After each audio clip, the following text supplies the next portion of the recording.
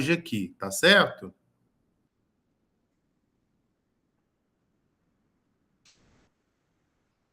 Só um instante. Deixa eu aumentar aqui o volume.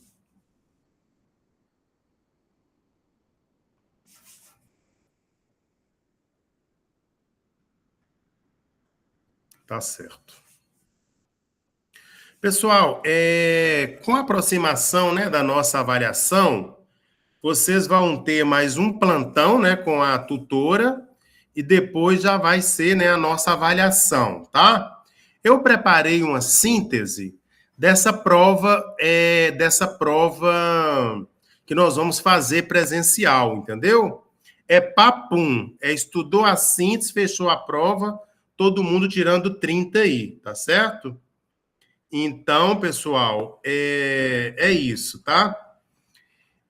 Gente, nosso debate hoje é sobre a representação, né, e sistema partidário aqui no Brasil, tá certo, gente? O que ocorre, pessoal? Vocês estão vendo aí a minha síntese que eu coloquei aí para vocês? Está todo mundo vendo? Pode falar, por gentileza. Sim. Sim, professor. Certo. Então, o que ocorre, gente? Ó, na democracia brasileira, né, a gente tem as regras, né, de representação política, né? Então, o objetivo desse debate aqui inicialmente, fazer, né, uma diferenciação do sistema majoritário, né, e do sistema proporcional, que são, né, diferentes sistemas de organização partidária aqui na democracia brasileira, que é o caso brasileiro, ok? Então, nesse sentido, né, a democracia, no caso brasileiro e na maioria das democracias, né, representativas do mundo, né, existe as seguintes regras, pessoal, para a democracia, tá? A primeira regra de uma nação democrática é o sufrágio universal, ok? O que quer dizer o seguinte, que aqui no Brasil nós já tivemos casos em que apenas as pessoas que tivessem grandes condições financeiras que tinham, né, direito ao voto, né? O voto dependia da condição financeira da pessoa, né? Também os analfabetos não tinham direito ao voto aqui no Brasil e nem as mulheres. Então, assim, foram conquistas, né? Foram conquistas importantes aqui para a democracia brasileira. E nesse sentido, então, o sufrágio universal, que já era algo assim requerido desde o final do século XIX pela classe trabalhadora, né, pelos sindicatos, pela mobilização dos trabalhadores, era que todas as pessoas, independente do sexo, da raça, da língua, da renda, da propriedade ou da classe social ou da religião, né, ou da convicção política, deveriam ter direito a um voto, tá? Então, isso é o sufrágio universal, que é o que hoje nós entendemos, né, como parte, então, da democracia brasileira, ok, gente? Quando vocês vão lembrar dessa disciplina, porque às vezes tem pessoas, né, que são políticas, e aí eles falam assim, pessoas pobres não deveriam ter direito ao voto, né? Pessoas de determinadas religiões não deveriam ter direito ao voto, sabe? Eu já escutei isso. A última que eu escutei foi de um deputado federal falando que as pessoas que recebem programas sociais, né, não deveriam ter direito a voto, certo? Outra questão também é o sufrágio igual, né? É o elemento fundamental aí da democracia, tá? Todo eleitor, ele tem, gente, a igualdade do voto. O voto do rico, ele não tem um peso maior do que o voto do pobre. Os analfabetos não têm voto maior do que o voto da pessoa que é alfabetizada, ok? E nem as pessoas negras, né, porque já teve isso, não pode ter diferença do voto de outra raça, ok? E nem também as pessoas, né, de condição financeira diferentes, porque já houve isso no Brasil, certo? Outra questão também que custa caro para a democracia, gente, é o sufrágio secreto. O voto é secreto e isso faz parte da democracia, né? Garante o sigilo da escolha do eleitor, protegendo de pressões externas e permitindo que o voto se expresse apenas da vontade da pessoa, ok? Então, eu estudei na PUC do Rio de Janeiro, né? Sou formado lá na PUC do Rio de Janeiro. E eu tinha um colega que era do doutorado, onde eu estudei doutorado, e ele morava na Favela da Maré, no Rio de Janeiro, e ele foi candidato a vereador, né? E assim, era proibido ele colocar, gente, o santinho dele, né? O banner dele, porque só poderia colocar se fosse das pessoas ligadas à milícia, né? Então, as pessoas, elas eram ameaçadas ali, né? E orientadas a filmar o voto. Então, foi por isso que foi proibido as pessoas entrarem, né, na cabine eleitoral com celular e nem ter ticket ali, um pedaço de papel expressando para quem que ela votou, porque isso é perigoso, está entendendo? E, de repente, né, as pessoas que agem de má fé poderiam utilizar disso, né, para sequestrar o voto ali ou fazer ali um voto de cabresto, tá bom, pessoal? Eu vou desligar a minha câmera, porque eu tenho alguns estudantes que estão acompanhando pelo celular e a câmera ligada, de fato, ela pesa mais aqui a web, tá bom? Então, nesse sentido, todas as pessoas, né, incluindo os analfabetos, eles passaram a ter direito ao voto no Brasil somente a partir da Constituição de 1988. Então, a gente pode afirmar, gente, que isso é muito novo, né? Essa condição, né, do sufrágio universal, né, praticamente é a partir da Constituição, né, de 1998, tá certo? Então, assim, no sistema de representação, pessoal, isso é dividido de acordo com o peso do Estado. Então, você tem a representação, por exemplo, dos deputados federais e dos deputados, né? Dos deputados federais, dos diferentes estados, você tem o seguinte peso, vai do 8 ao 70, ok? Então, o autor da apostila aí que eu mandei para vocês, lá no bloco 4, está explicando o seguinte: se é pelo peso dos votos de cada estado, começa do 8 e termina no 70. Então, o que ele explica? O Acre, o Amapá e Roraima só possuem 8 deputados federais. Já São Paulo são 70 deputados federais, né? Então, assim, ou seja, né? Quanto maior número de eleitores, né? Maior o número, né? De representação, tá? Eu me lembro que quando eu morava em Vitória, né? Eu falava assim, mas por que o Espírito Santo, né? Tem tantos poucos deputados federais, né? Então, por conta do número de eleitores ali daquele estado, sabe? Eu falei assim, mas por que Minas Gerais tem tanto, né? E o Espírito Santo só tem 10, por exemplo, né? São 513 deputados federais e o Espírito Santo só tem 10, né?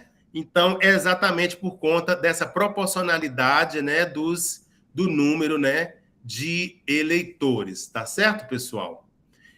Nesse sentido, você tem esse sistema, né, de voto, representação majoritária, tá certo? Por exemplo, para presidente da República, independente do Estado, a representação ela é majoritária, porque o voto de Roraima ele tem o mesmo peso do voto de São Paulo, né?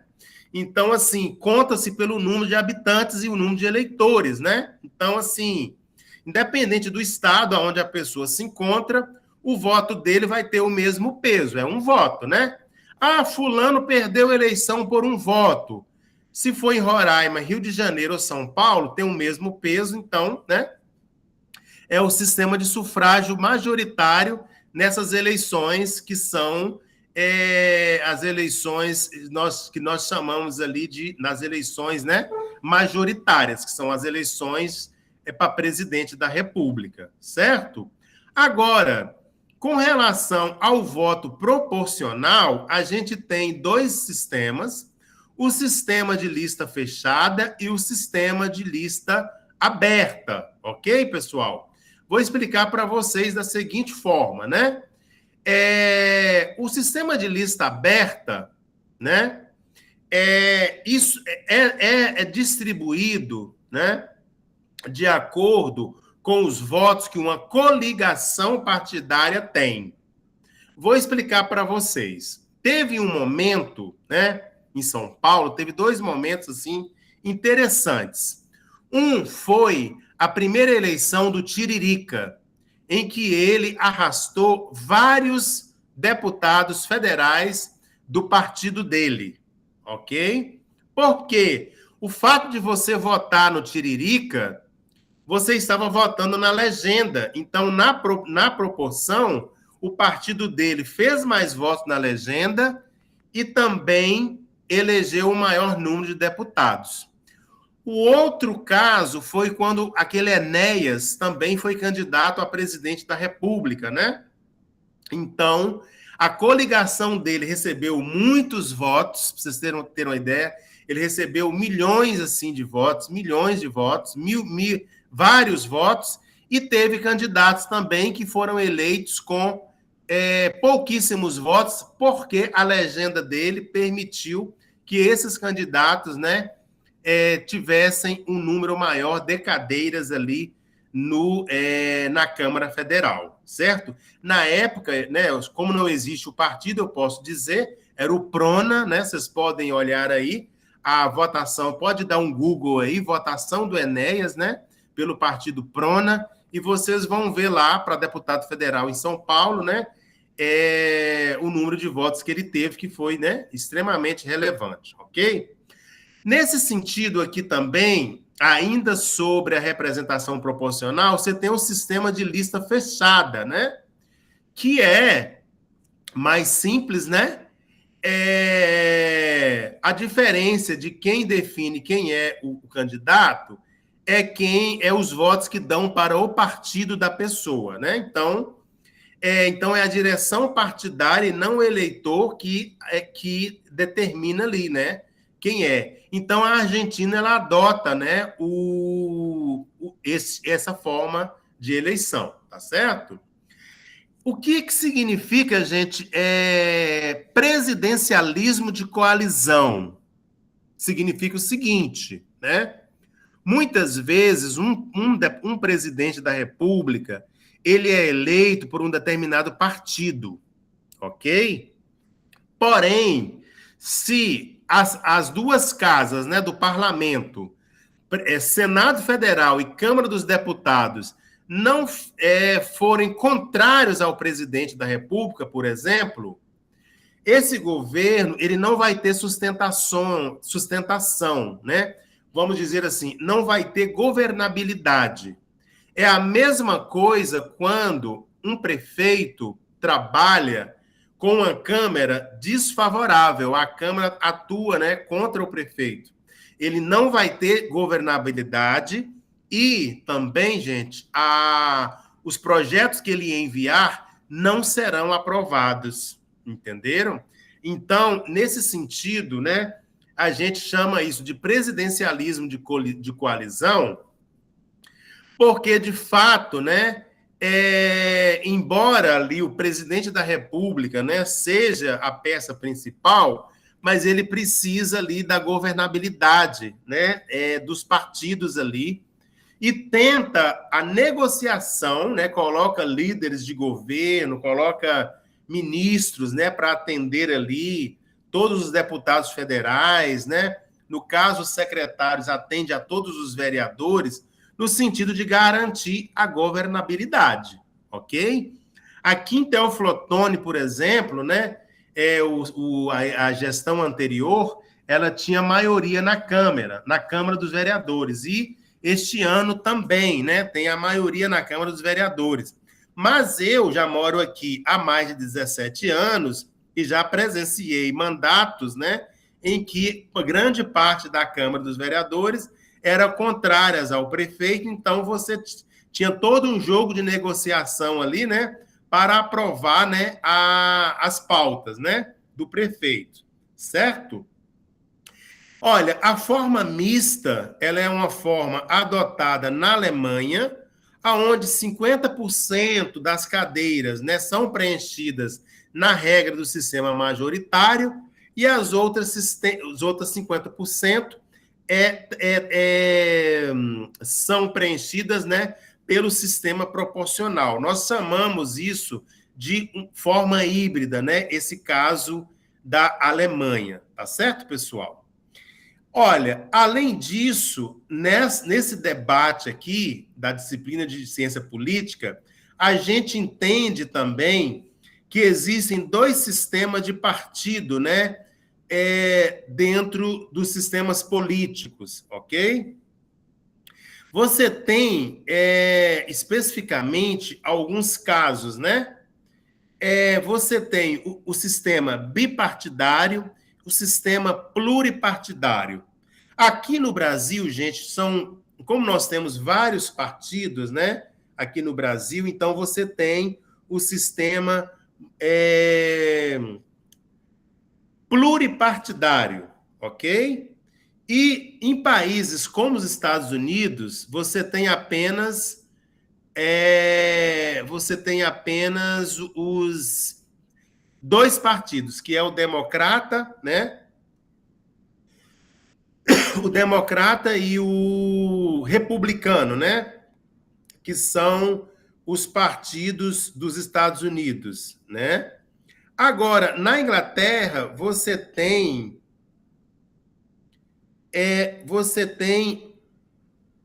dois partidos, ou você é trabalhista ou você é conservador, né?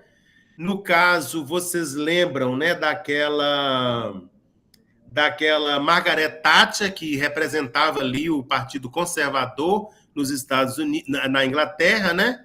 E você tinha outros grandes primeiros ministros que eram do Partido Trabalhista, né?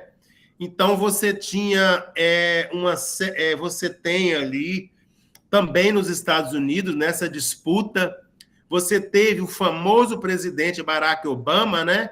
Que era democrata. E hoje você tem o presidente Trump, né, que é do Partido Republicano, certo? Então, assim, na verdade, você tem ali, aqui na nossa experiência, esse sistema, né, de muitos partidos políticos, né? Ainda está em debate isso, porque alguns têm uma opinião, né, assim, que isso onera muito, assim, exatamente pelo fato, né, de ser 23 partidos políticos, né, aqui no Brasil. Então, você tem onera bastante pelo fato, né, deles participarem do fundo, né, partidário, tá certo? Então, assim, existem prós e contras, né, o sistema bipartidário, porque alguns segmentos da população não se sentem representados ali, né? Eu me lembro que eu, uma vez, conversei com uma professora de uma universidade, né, lá na Inglaterra, na cidade de Leeds, né, que eu já fiquei lá um tempo, em Leeds, no norte da Inglaterra, e uma professora, assim, de uma extrema esquerda, ela dizia que ela não se sentia representada, né, nem pelo Partido Trabalhista e nem pelo Partido Conservador, né? Então, assim, o sistema bipartidário, ele restringe ali aos dois partidos que foram construídos, né, nos Estados-nação. Já o pluripartidário, você tem aí, né, uma gama maior, né, de partidos, né, como no Brasil, por exemplo, né? São vários partidos no Brasil, né? Você tem o Podemos, você tem o Avante, você tem o Patriotas, né? O MDB, tem o Democracia Cristã, tem o Progressistas, né? Tem o PL, tem o Republicanos, o Cidadania, né? Você tem uma outra, tem vários, né? Assim, eu tô me esquecendo agora o número aqui o nome aqui dos partidos, né? O Novo, o Partido dos Trabalhadores, né? O PSB, PCdoB, PSOL, são vários, né? São vários partidos que tem aqui na democracia brasileira, tá certo, pessoal? Então, assim, tem, né, vários modelos, tem países que têm vários modelos, né? E os mais famosos aí do bipartidarismo são os Estados Unidos, de fato, né? E a Inglaterra. Ok, gente? Beleza. Feito esse debate, né, do sistema político brasileiro, né, aqui do Bloco 4, mas não é só essa discussão, é feita também aqui no Bloco 4, e essa discussão vai estar na síntese que eu vou mandar para vocês aqui no grupo, né? Que eu prometi para vocês uma síntese do Bloco 3 e do Bloco 4, ok? Lembrando, gente, que está aberto no Bloco 4 o nosso questionário, né? O nosso questionário, ele é importante porque ele vale 10 pontos, né, lá no Moodle. Quem não entrou no questionário tem que entrar e concluir o questionário. Não adianta só entrar, tá? Tem que entrar e concluir, porque nós tivemos um caso de um estudante no bloco 1, que ela entrou, não concluiu o questionário, e aí depois, quando fechou, o Moodle deu a ela nota 0, porque ela não concluiu o questionário, tá? Então, vocês entrem no questionário e conclua o questionário. Ou seja, vocês têm que clicar nas 10 questões lá do questionário. Tá certo, pessoal? Nesse caso, ó, o outro debate, né, é sobre a construção da democracia no Brasil, tá? Então, ela retoma a República Velha, né? Marcado por um cenário de oligarquias regionais, né? Do chamado coronelismo. Não sei se vocês já ouviram falar. Este período vai de 89 até o início da década de 1930, né? O coronelismo foi um sistema político nacional baseado no toma lá da cá, né? Entre os governos e os coronéis, né? As pessoas se intitulavam coronéis porque eram lideranças políticas, né?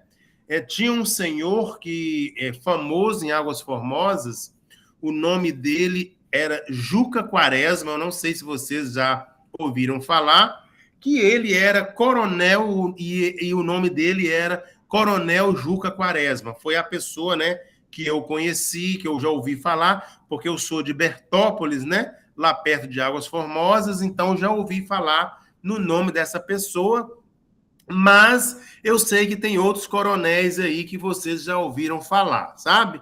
E eu já ouvi falar que quem não votasse no que o coronel mandasse, né, então, assim, não era atendido, né, nos órgãos da prefeitura, porque os coronéis faziam o controle, né, dos cargos, então, tá?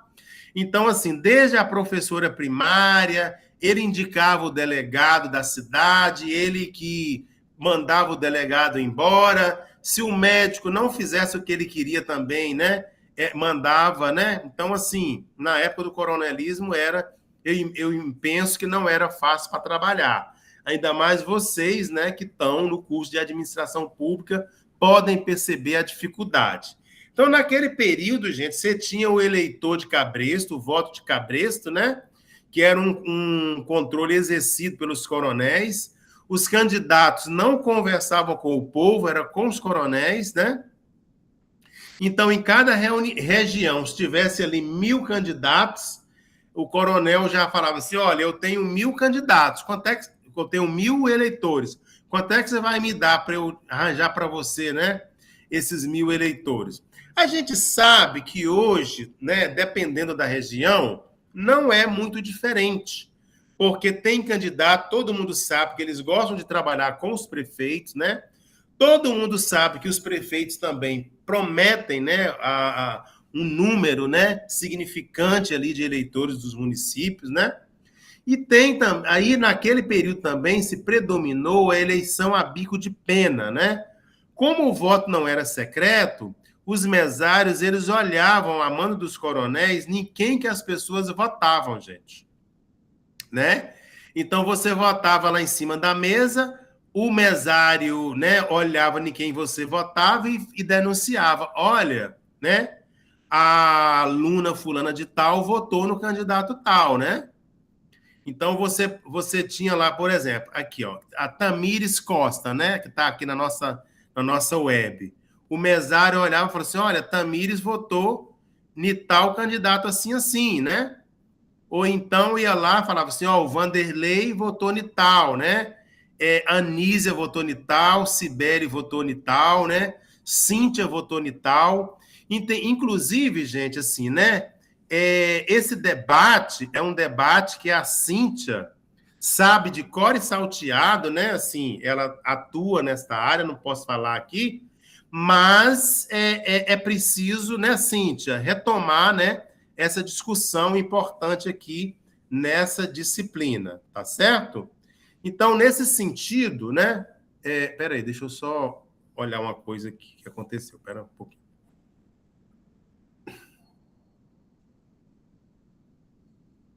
Ah, tá. Não, tá certo. Nesse sentido, tem uma discussão, assim, né, que com relação à característica, né, na característica da nossa população. Grande parte da nossa população trabalhava na zona rural, estava no meio rural. Você sabe que o processo de urbanização brasileiro, ele só ocorre na década de 50, né, quando a população urbana ela, né, passa à população rural, né? Tratava-se de um país rural, então você tinha, né, uma cultura e que, com o processo de urbanização, as pessoas, né, obviamente, queriam manter, obviamente, né? Então, assim, essas características, né? O patrimonialismo ali era muito forte naquele período, né? O clientelismo também. O patrimonialismo, gente, são as pessoas, né, que se apossavam do serviço público, né? Que falava assim, não, essa escola, quem vai trabalhar aqui é minha sobrinha. Quem vai trabalhar aqui no posto de saúde é minha afilhada.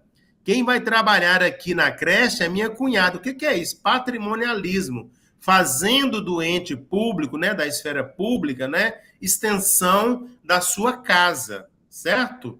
Então, assim, as pessoas utilizavam dos carros institucionais, né? Teve uma aluna nossa aqui que falou que na cidade dela, a ambulância já foi usada para pegar o porco da fazenda do prefeito a matar o porco, né, e uns perus na véspera do Natal. E aí uma pessoa passou mal na cidade, quando chegou a ambulância, foi procurar a ambulância, não achou. Ah, por quê? Porque o motorista da ambulância foi buscar um leitão e uns perus lá na fazenda do prefeito para matar, né, para fazer a ceia de Natal. Você está entendendo? O que é isso? Patrimonialismo. Então, assim, é muito comum também, na atualidade, você ver algumas práticas, né, de patrimonialismo ainda, tá certo? Embora isso, né, nós estamos contando aqui a história, que isso faz parte do processo democrático, ainda a gente vê questões assim muito próximas, né, nesse sentido, Tá certo, pessoal? Recentemente, uma outra aluna me contou aqui em uma das aulas, né, que um carro de uma cidade aqui de Minas Gerais foi um carro oficial, né, do gabinete do prefeito, foi visto na praia de Porto Seguro, entendeu? Sendo que não havia ali nenhum tipo, né, de evento oficial, entendeu, pessoal? Então, olha só que situação, né? Ou seja, patrimonialismo. E foi no período do carnaval, gente, que a viatura, né, o carro oficial do gabinete do prefeito estava lá, né? Saiu até na revista Veja à época, a aluna falou, trouxe até o recorte aqui, né, para a gente mostrar. Mas, para vocês terem assim, mais uma ideia aí do que é patrimonialismo. Beleza, pessoal? Passando para a década de 40, desculpa, para a década de entre 1930 a 45, né, que foi basicamente ali o mandato de Getúlio Vargas, né, a gente tem a primeira iniciativa da burocracia brasileira, quando foi criado o Departamento Administrativo do Serviço Público, o chamado DASP, né? Então, foi previsto na Constituição Federal, o DASP, né? Na Constituição de 1937. Naquele momento, começou ali, deu-se início, pessoal, à burocratização, né, do serviço público. Burocratização não no aspecto negativo, mas no aspecto, né, que perante a lei, né, o tratamento impessoal das pessoas sem favoritismo, ok? Deu-se início ali, não que se resolveu ali, porque ainda teve muito, né, favoritismo ali. Eu estudei a fundação da Casa Popular no período Vargas e teve muito favoritismo, tá certo? Mas não necessariamente ali acabou o favoritismo. Não, iniciou-se ali com o decreto 579, né, que foi criado a DASP, um processo de burocratização no sentido positivo, né, da impessoalidade ali do tratamento, né, com acesso aos serviços públicos, tá certo, gente? Então, esse período também chamado populista, que vai depois do governo Vargas até 64, que é antes da ditadura militar, né, foi praticamente assim um período assim que se reproduziu, né, algumas práticas ali da administração pública, não houve grandes mudanças, né, mas houve ali também um processo ali de moeda de troca, né, nesse período populista, tá? O que resultou ali de um inchamento do serviço público, né, com baixa qualificação ali dos servidores, né, nesse período entre 45 até 64, tá certo? Por isso que o período era chamado de populismo, ok? Nesse sentido, o período da ditadura militar, que vai de 64 a 85, né, houve uma tentativa de reforma administrativa, chamada na época de reforma pública, né, de administração pública, mas isso foi feito sem a necessidade da aprovação do Congresso, né? Então, assim, o regime militar era extremamente centralizador, né? Então, também, assim, né, foi uma tentativa ali, né, sem a participação popular, obviamente, como todo o processo, né, da ditadura militar, né, então ali houve um aumento da administração também, né, para bater as metas do Estado. Eu me lembro que no campo da habitação popular foi criada o BNH, também no campo da previdência social foi unificado, né, os institutos de aposentadoria e pensão através do antigo INPS, né, o Instituto Nacional ali de Previdência Social, certo? Já no período No período de redemocratização, houve a Constituição de 1988, com alguns ganhos assim no ponto de vista das políticas sociais, a exemplo da criação do SUS, né? Serviço Único, Sistema Único de Saúde. Depois você tem também outras políticas que vão ser implementadas, como, por exemplo, a própria Lei Orgânica da Saúde, a própria Lei Orgânica da Assistência Social, a LOAS, o Estatuto da Criança e do Adolescente, né? Você cria ali todo um debate de expansão, né, de vários serviços públicos. Obviamente que isso também vai ampliar, né, as políticas públicas e, consequentemente, né, da administração pública, ok? Você tem também a coparticipação, né, de governos, como programas, né, de coparticipação do governo federal, estadual e também do governo municipal. Você tem o processo, né, de municipalização de programas de saúde e programas de educação. Você tem o ensino fundamental e o ensino infantil sendo de responsabilidade do município. Você tem os programas de saúde da família, né, sendo de responsabilidade dos municípios. Então, você cria também uma burocracia estatal, né? Você cria um programa de conselhos que são responsáveis pelo controle social de algumas políticas, como os conselhos de saúde, os conselhos de assistência social, os conselhos de educação e os conselhos do direito da criança e do adolescente, né? É uma novidade para a administração pública, né? Mas você tem também, gente, ali dentro do governo de Fernando Henrique Cardoso, uma tentativa, né, de reforma de Estado, chamado, então, criado, né, em 1995, o Ministério da Administração Federal e da Reforma do Estado, chamado MARE, né?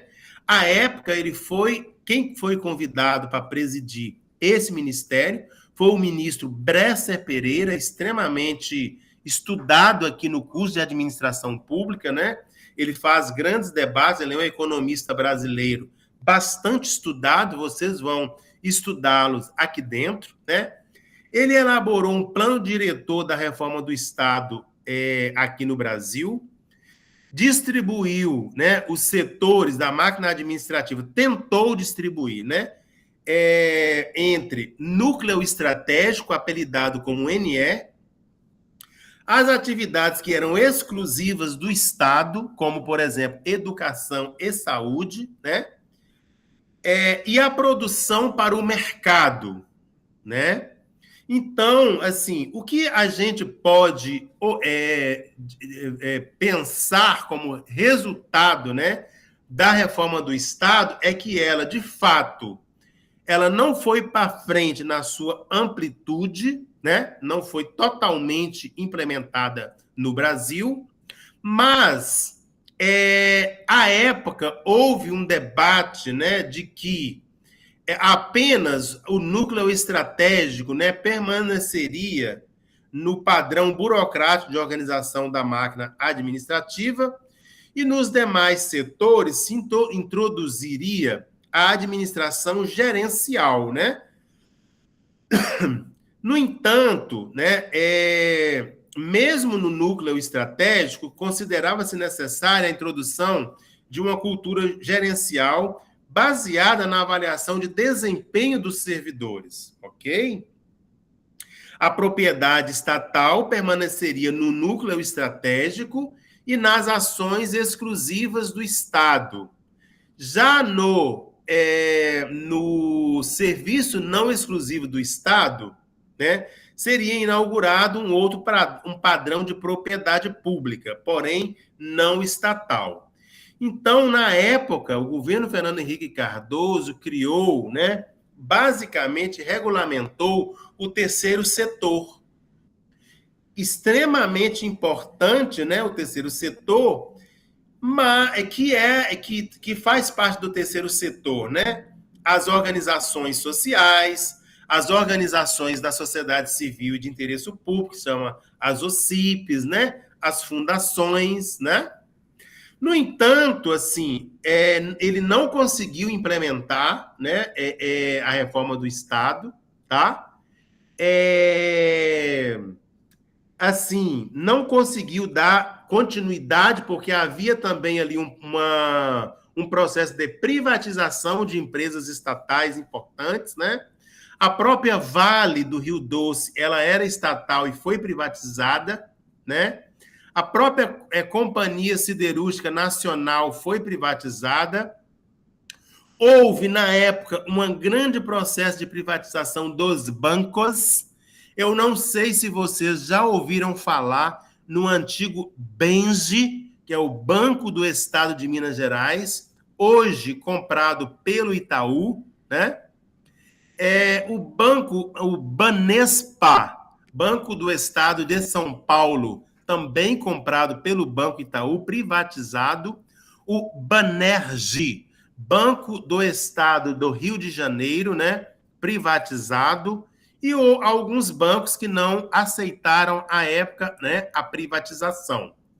Você tem ainda a criação, gente, das chamadas, né, agências de regulação, como, por exemplo, as agências, né, reguladoras, né? São várias agências reguladoras que a gente já ouviu falar, ok? A própria ANA, Agência Nacional da Água, né? Você tem outras agências reguladoras aqui no Brasil, por exemplo, você tem a ANAC, né, que é a Agência Nacional de Aviação Civil, que regula, né, a infraestrutura aeroportuária aqui no Brasil. Vocês já ouviram falar na ANTT também, que é a Agência Nacional de Transportes Terrestres, né? Tem também no campo da mineração e recursos hídricos, a própria ANEEL, né? A Agência Nacional de Energia Elétrica, né? Você tem, eu já falei, a ANA, né? Tem a Anatel também, que regulamenta as telecomunicações, né? Você tem a Anvisa, que é uma agência que controla, né, a segurança de alimentos, medicamentos, né, cosméticos, né, serviços de saúde. E você tem a ANS, que é aquela agência famosa, né, que regulamenta os planos de saúde. Tá certo, pessoal? Então, da reforma do Estado que Bresser Pereira tentou implantar, a gente tem hoje, né, praticamente assim, funcionando as agências regulatórias, né, de vários setores, né, e você tem algumas privatizações que foram feitas, como aquelas que eu já disse para vocês, né. Falou-se à época em privatização das universidades públicas, né, mas houve um grande debate no Congresso Nacional, né, contrário a essas privatizações, mas vocês estão vendo que agora, né, assim, algumas privatizações de alguns serviços, né, avançaram desde esse período, como, por exemplo, as privatizações das empresas, né, estatais de eletricidade. Como já se falou na privatização da CEMIG, embora ela ainda não seja privatizada, e aqui em Minas Gerais tem se falado, né, na privatização da Copasa, ok? Esse é um grande debate, gente, daria caldo aqui para mais 1 hora de discussão, né? Porque algumas áreas estratégicas, né, foram privatizadas, como os aeroportos, e deram muito bem, mas tem algumas áreas, assim, por exemplo, das empresas de eletricidade, né, de energia, quer dizer, que não deram certo. As próprias empresas, como a SEDAI, por exemplo, né, no Rio de Janeiro, que foi privatizada, mas que hoje a população mais pobre, né, tem reclamado da falta de investimento nessas áreas, algo que as empresas estatais não deixavam a desejar. Então, é um debate assim que é longo, né? Que caberia aqui mais de uma aula para a gente discutir, né, se privatização seria positivo, né, ou negativo, tá certo, pessoal? Então, a intenção da aula hoje, ela foi fazer essa discussão, né, do processo do processo político brasileiro, né, ou seja, o debate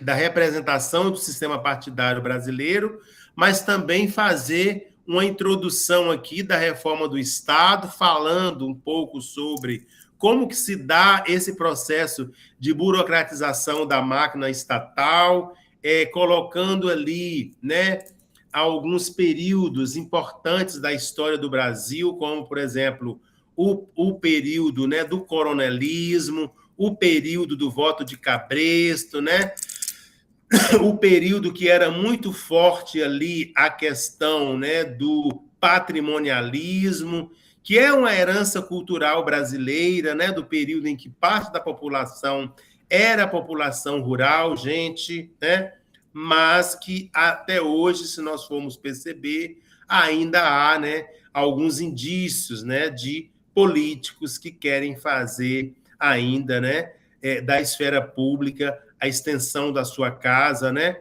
a esfera privada, tá certo, gente? Então, era esse recado, né, que a gente queria passar nessa aula de hoje, pessoal.